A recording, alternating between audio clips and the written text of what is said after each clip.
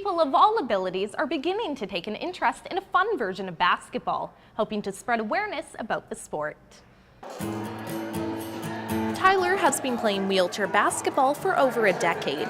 He started with his brother because both of them were born with cerebral palsy. Mostly it was just for the fact that we were disabled, and for us to be able to have an accomplishment to attempt to try and do. The basketball player has realized the sport is now one of his passions. He understands that it takes hard work to improve your skills. It doesn't matter how disabled you are or how non-disabled you are. It just depends on how much you're willing to put in. If you're willing to put in a lot, like other things in life, it can be very well accomplished. Many people have not seen the sport in action, and the reaction, especially from children, is very positive. They've gone, wow, this is fun. I really want to try this. I want to really be a part of it. And then it develops from there. I think the wow moment is when they experience it for the first time. We're just like, wow, that's really cool and awesome, and it looks like they're having a ton of fun, and they think they'd like to try it someday.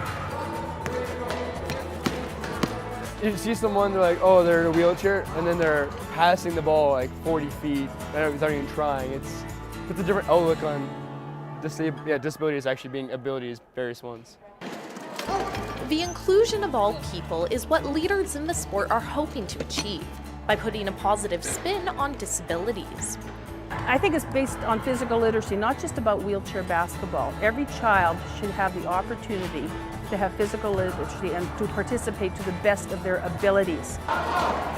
For Tyler, playing wheelchair basketball has given him a place to release negative emotions.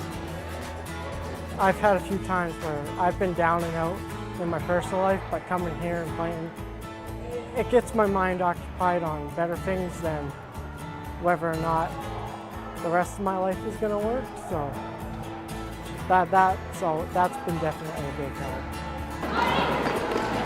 Players are constantly learning life lessons out on the court. It's taught me sportsmanship, teamwork, all those things.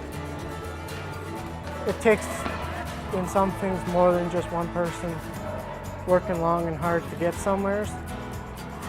So it's helped a lot with just being able to share and work as a team environment. For Go Prince George, I'm Casey Pitts. And we are now joined by Melanie Desjardins, who has a brand new exhibit here at the Two Rivers Gallery.